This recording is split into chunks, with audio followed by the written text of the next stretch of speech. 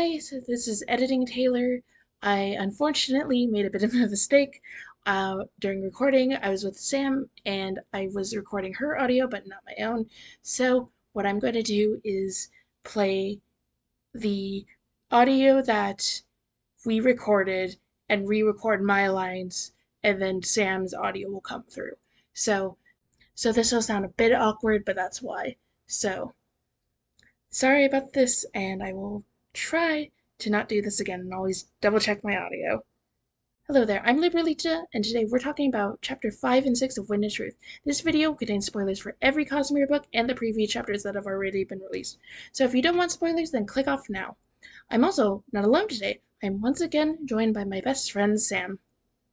Glad to be back. I've been a bit sick and just going through it in general, so apologies if my voice sounds kind of rough. I am happy to have you on, especially for some really great chapters. Let's get started. This chapter begins with the epigraphs, and it makes it fairly obvious to the rest of the fandom that it is not Kaladin writing the epigraph, since he currently is neither historian nor philosopher. Most people have pointed to Yasna, which I think is a fair assumption.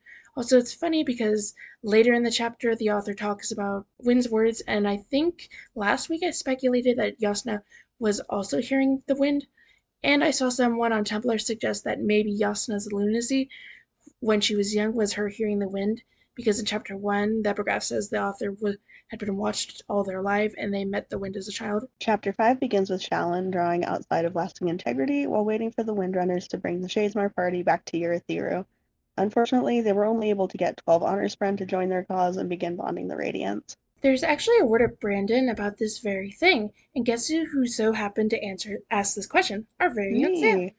So the question was, would Dalinar consider the Shadesmar trip to be a success? And Brandon's answer was that it wasn't as successful as Dalinar would have wanted, but a minor success.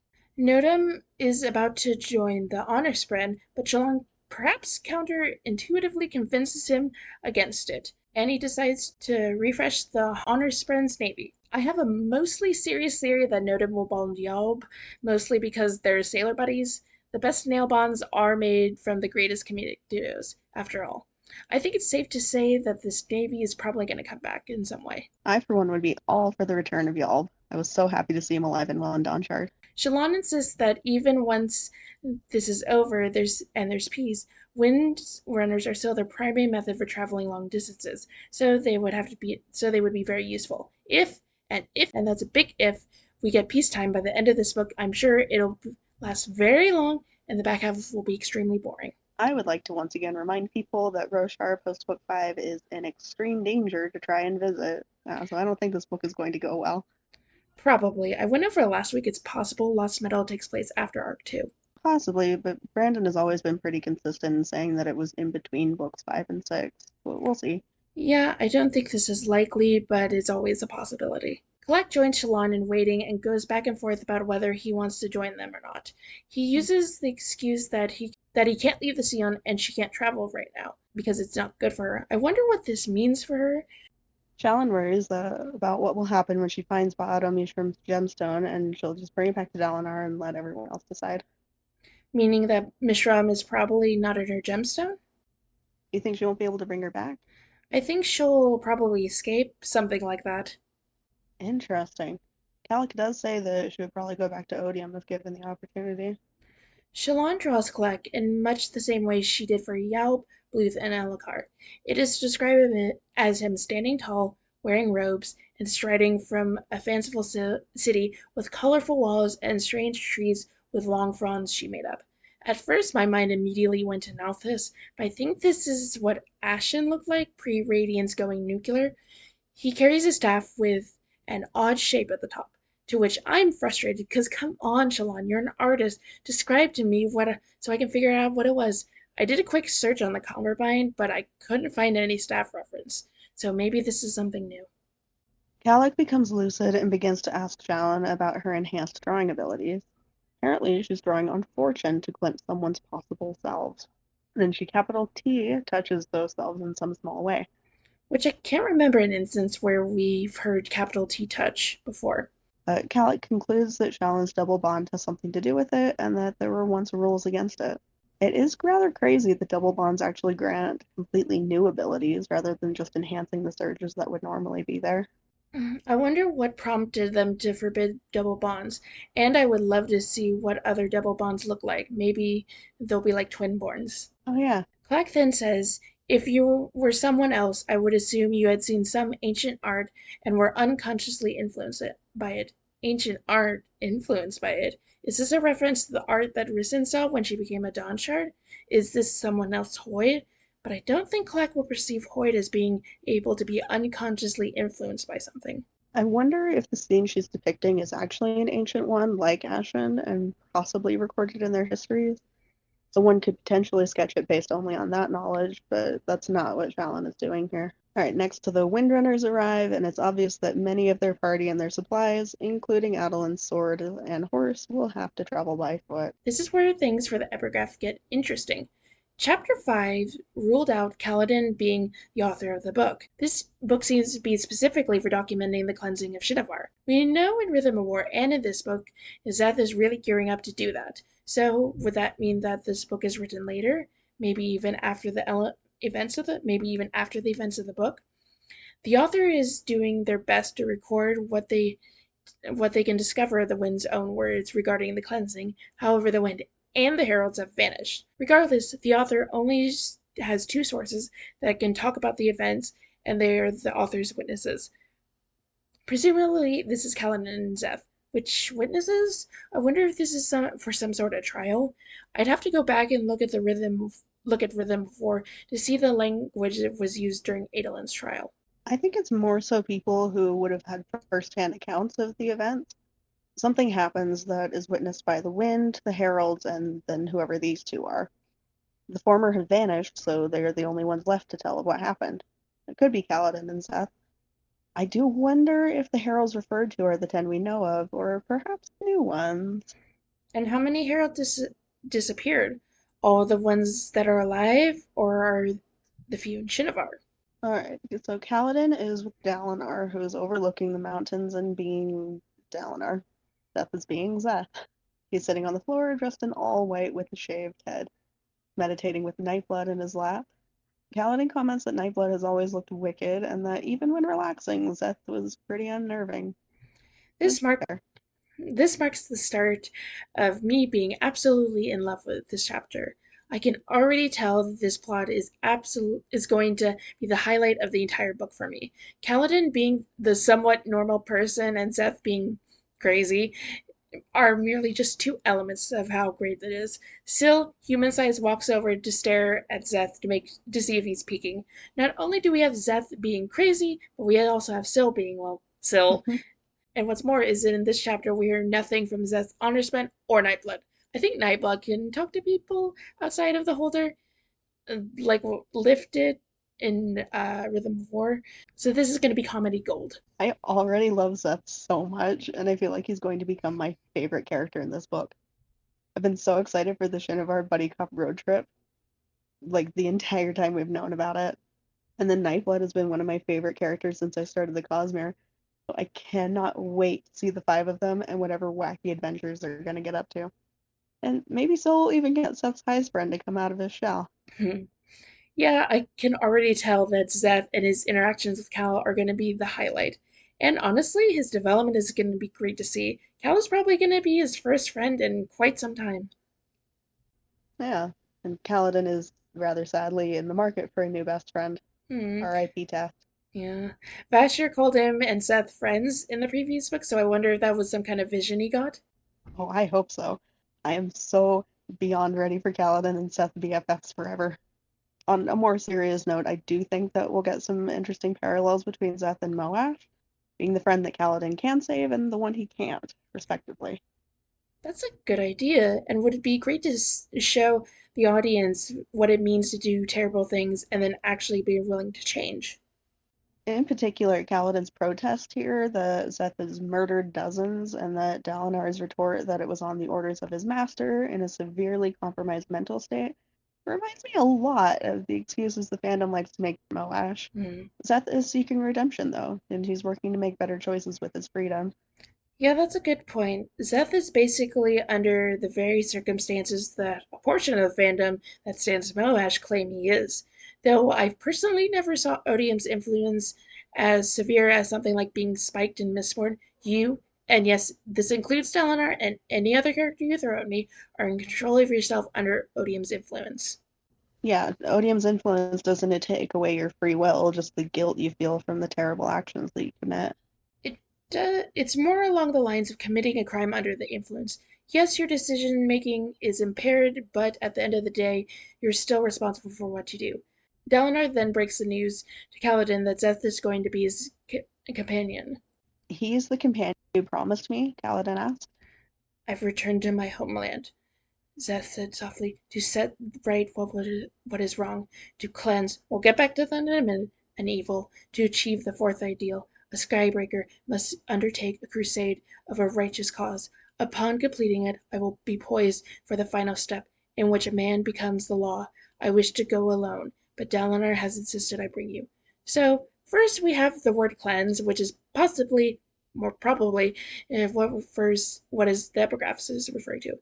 And this caused the wind and the heralds to disappear. I wonder if Brandon wants us to think that everyone was murdered, but something else happened, like a perpendicularity opened up, and the Shin disappeared, minus Seth and Kaladin. But hey, I'm sure Nightblood is absolutely down for this cleansing. Love this paragraph so much. Zeth is so dramatic and emo, but this also sets up the entire trip. We have our first major goal and our stated character arc for Seth. We'll see how well he does. I believe in Seth. I'm excited to get his POVs hopefully soon, though I'll savor Kaladin just not knowing what to do with this freak. Oh, I absolutely believe in him. I'm also greatly looking forward to him being so serious. Meanwhile, Kaladin's POV will be pure comedy until it gets really heartwarming later on. This is the first sign of Zeth being treated as a human being is going to be so cute. Oh my gosh, yes. How long has it been since someone treated Zeth like a human being? Since someone genuinely cared about him? At the very least, before Gavilar's flashback, I can't remember how long Zeth has been truthless, but probably going on a decade at this point. And like, yes, Dalinar is there being somewhat nice, but I think Zeth doesn't really see Dalinar as someone he could forge a relationship with. He has his wall up, and he does with Kaladin, but it's going to be easier for Cal to break it. Yeah, like Dalinar is his commander. It's like trying to be friends with your boss. You can, but it's always a little weird. There's just a divide there. Kaladin is a potential equal and someone who will have a very vested interest in helping Zeth personally. Television then pulls Dalinar aside, more than likely in earshot, and says that Seth doesn't need to quest, he needs therapy. And then he realizes he's the only therapist in the world. But Kaladin is not sure he can help Seth when he's trying to cleanse the evil of his homeland, which, like, buddy, do you really think Ishar is going to be any easier? Honestly, this comedy sketch masquerading as a road trip will give you great practice to deal with the heralds. Oh yeah, Seth is the practice run. If he's a 10 out of 10 crazy, then Ishar is a full 100. Seth is planning to go by deals though, so that could possibly help with Ishar. Seth thinks he can swear two ideals no problem. Two of the hardest ideals, though? I believe in him. I don't know if I do. I think he's gonna go through some excellent character development and probably say the fourth ideal, but I'm not so sure about the fifth. Delanar then suggests they speak in private, and if Delanar Khalid is applying that this is rude, then you're pretty insensitive. Really, Kaladin, you need to learn that therapists, no matter how nuts your patients are, you can't say that to their faces. Delanar also wants to move the discussion outside to get some perspective, but first he double checks to make sure Zeth will be okay. He assures Dalinar that he's never alone, because even without his Spranner sword, he still has the voices. I don't know if I've ever said this in a video, but one thing I really appreciate about Brandon's works is just how rarely he misses an opportunity to capitalize on an idea. I was excited for this road trip, but this is better than I ever expected. It is unbelievably funny. Seth talking about the voices is probably my single favorite line in this entire chapter. He's dead serious, and it is so funny. He's absolutely hysterical. I think it's really Kaladin's reactions to this madness because, other than his interactions with Liv, I don't think he's ever been this funny to me. Kaladin plays the straight man to surrounding madness so well. I really hope that Brandon will play this plot for comedy as much as proper plot and character development because that desperately needs some levity, but also the rest of the book is shaping up to be quite serious. I'm fairly confident that Brandon will find the right balance. The first few chapters will be very funny, but it'll eventually transition to more heartwarming. Like I said, Brandon rarely misses an opportunity. We'll also have the comedy of Kaladin being in Shinovar and being in an alien world. All right, he's gonna get to meet a dog and probably lots of sheep. Oh, Cal the Sheep! Dude, if we don't get Cal with sheep, then I am docking the book a full star. I'm just so excited for Shinovar in general. It'll be so normal by real world standards, but so bizarre because this is Roshar. Kaladin and Dalinar go out on the edge of the tower. Kaladin thinks about home with Syl, and she asks if Yurthir is his home now because his family is there. He supposes so, since his other one is in the hands of the enemy. Syl corrects him saying the enemy and the singers. He finds this to be a valid point, and at one point he probably would have rooted for the singers to reclaim their land and freedom. Kaladin and Dalinar then talk a bit about the contest. The pressure is weighing heavily on his shoulders, and he's worried that he has roped them all into a greater war than they could possibly know, which just means that they have to win. Dalinar still frets because he can't imagine what the contest will be like. I feel it won't be a clash of swords. But what? What am I missing? Have I doomed us, Kaladin?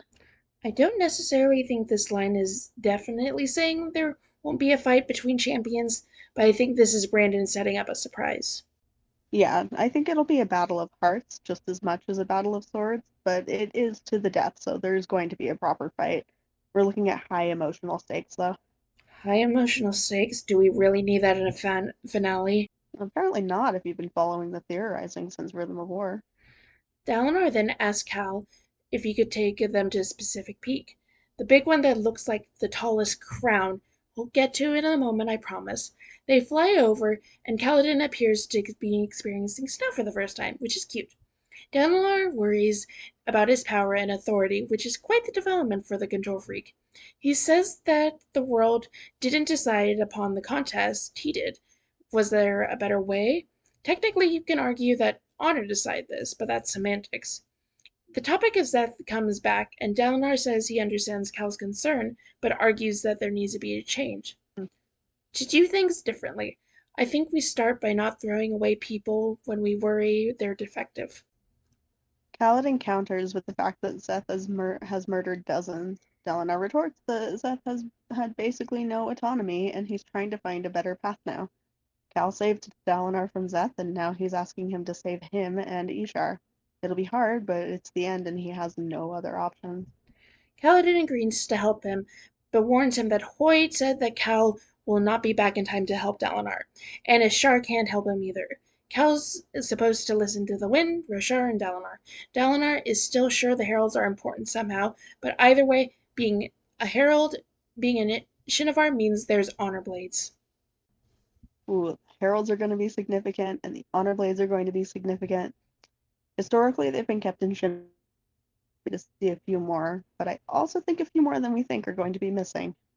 It looks like the Stonewalker adventure in the Stormlight RPG might answer this, if that's the case. Yeah, I think that one will cover what's happened to Tom's blade. Did he have his blade in the Wave King's epilogue? I believe so, because he would have come back with his blade when he first came back. But by the time Dalinar went to grab it, it had been swapped with the normal shard blade. Oh, I don't remember that, but that's interesting. Yeah, it's been a minute since I've read through the series, but from what I remember, Talon's blade is missing. Moash has Yezrian's. Ishar has his own, maybe? Yeah, he fought it with it in Rhythm of War. Okay, cool, that's what I thought. Nail also has his own, and I would expect Shauna's to be missing as well. If Chana went back to Braze, would her blade return to her, or is it unbound? I would think if she went back at all, then she's clearly still connected to the Oath Pact in a meaningful way, and probably still connected to her blade. I don't think you sever that connection that easily.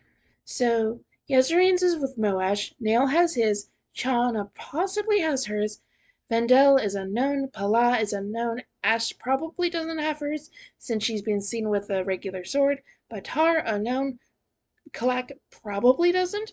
Town doesn't have his, but it's probably not in Shinovar, and Ishar has his. Yeah, most of the unknowns are probably in Shinovar, which means Ishar has them. Joy. Hmm. Chana having hers actually makes the most sense if they're going to be important, because I think we may see a few groups of characters going after them. And hey, what better way to force a confrontation with Shallan? And a Kaladin versus Moash confrontation, for that matter. Ooh, that's interesting. At the very least, Odium's forces are going to want some sharp blades if Dalinar's is going after it.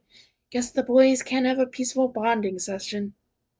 We'll get a Fireforge friendship instead. Just like the Bridge 4 boys, honestly, some people think Zeth is going to die this book, and just after one chapter, I'd be really crushed if that happened. I would also be absolutely crushed. But I personally don't think any of our 10 main flashback characters are going to die, because Brandon needs them for other things. Hmm. Eventually, Kaladin and Syl relent and agree to help Zeth. Dalinar then asks about the cloak, which I don't think we've seen since the first book, maybe the second. Kaladin hasn't found a use for it since the glyphs indicate a member of royal family. Dalinar explains that both his sons refused to be named as his heirs to any throne he claims. Kaladin knows this, and that's why Yasna is queen, but she's queen of Althkar in exile. Dalinar has a second throne with Navani at Yurthiru. They cannot have any other children, obviously. Yasna is dedicated to Althkar and wants to stay there, and Gavinar is her heir. He will ascend if she dies, meaning if she dies during this book, he'll take over and basically have someone be actually in charge. It's something that Ele suggests Navani would do in a schemy way in Rhythm of War, which I would just like to say that I got everything that I wanted. I got confirmation that Gavinar is still the heir. In Arc 2, he'll probably be able to ascend the throne, and finally someone grew brain and realized Navani is a perfect queen. I am extremely happy. Kaladin then realizes what Dalinar is asking, to be the heir of Yurthira, and if I had a nickel for every time the final-ish book got offered a government position, I'd have 2 nickels, which isn't a lot, but it's weird it's happened twice in 2 Cosmere books. Kaladin brings up Renarin, but he can see glimpses of the future, and what he sees makes him refuse this charge. I support him in this, which is interesting. Also, Dalinar also points out that Renarin is bonded to a corrupted Spren, and they don't really know what that means. Yeah, Renarin refuses because he's seen troubling things in the future. Meanwhile, Adeline refuses because he's mad at his dad. This is just very funny to me. It's very fitting for their characters, but I really want to know what Renarin saw. Oh, me too. Adeline flat out refuses. I hope to be able to resolve our problems, as I worry I am the reason he refused the throne of Alethkar. Regardless, Yurthir should have a radiant at its head. Dalinar says that nobility isn't blood, but the heart. See, now this line is very interesting because I have been assured many, many times over the last 4 years that they don't have any issues. They're totally fine. People also thought that Shallan was fine at the end of Oathbringer, and we're in for a very big surprise in Rhythm of War. Yep. It's also interesting how unsure Dalinar is that they even can work it out. He thinks there's a good chance that he's going to his death, and that won't be enough to prompt reconciliation. Yeah, that's concerning. I do have to wonder if Adeline won't feel some kind of way about Kaladin being named heir, though. He's dangerously close to being pushed out of his spot as the favorite son. Ooh, yeah. I wonder how he'll feel about that. He doesn't want the responsibility, but I don't know how much he'll be okay with this. Plus I wonder if he'll want Shallan to be a contender. And then Dalinar says, Navani and I are bondsmiths. If I fall in this contest, she will take the throne, but she will also be a target. The and it is entirely possible that neither of us will survive. If the worst happens, present this letter to Yurthiru. So, in the Way of Kings, chapter 53 Epigraph goes, he must pick it up, the fallen title, the tower, the crown, the spear. At the beginning of this chapter, we were reminded that the colon glyphs were the tower and crown. Also in this chapter, they were in the tower, Yurthiru, and then Dalinar had Kaladin move them to a peak that was shaped like the height point of a crown. And then Kaladin is offered the title of King of Yurthiru. He is the spear. So it would appear that we have the answer to the death rattle. But as we said above, The only way that Kaladin could pick up the fallen title is if Dalinar and Navani don't survive. I think this is confirmation that Dalinar is losing the contest. I was unsure at the start, but I think this is an absolute setup that Kaladin will take the fallen title. Now, this doesn't necessarily mean that Dalinar is going to die, but I think Dalinar will become Odin's puppet. I think the characters will be fighting to get Dalinar back. And just thinking about it now, it feels like Odium's at the end. It feels like he's Odium's at the end of this book and until arc 2. I have fully landed on Dalinar winning the contest, but Odium making him break the terms over the course of it. So Puppet Dalinar either way. As for Navani, she's my favorite character and I cannot lose her. So I really hope she doesn't die. I could see the possibility where Dalinar is either being corrupted, as either Dalinar dying or being corrupted, while will cause her to go into grief and Kaladin is forced to take up the throne. So that's my cope wish, but I will prepare myself either way. On a lighter note, Dalinar talks about the succession for the throne. If Kaladin doesn't do it, then some random named Demi will be asked. If he says no, then Aladar, and then we get King Sabariel and Queen Pelona. This chapter has made me so scared, but it's giving me so much. I also low-key think this is foreshadowing that at the end of the series, Sabariel will actually be king, and I am 100% fine with it. I honestly don't care who needs to be incapacitated. I just need King Sabariel and Queen Pelona. Do you think during the time skip they'll have kids? I think they're still young enough, though Sabariel might be closer to Dalinar's age. Can you imagine that kid? He might just take over the world for real. Sabariel is a jackass to everyone, but that kid is gonna have him wrapped around their finger. Exactly. Kaladin starts to say no, but Dalinar says to think about it. He agrees to at least do that, and that's the end of the chapter, and quite possibly one of my favorite chapters in the entire series. I love the insanity of this party that Kaladin's building. And then Kaladin becomes king, which was not on my Mako card, but I'm really happily surprised. I got a lot of stuff I wanted, and I'm also terrified.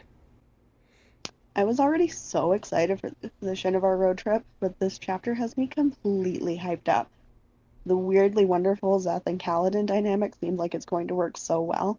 We also get a good amount of foreshadowing to think about. I've been rather nervous for this book, but it's turning into excitement quite nicely.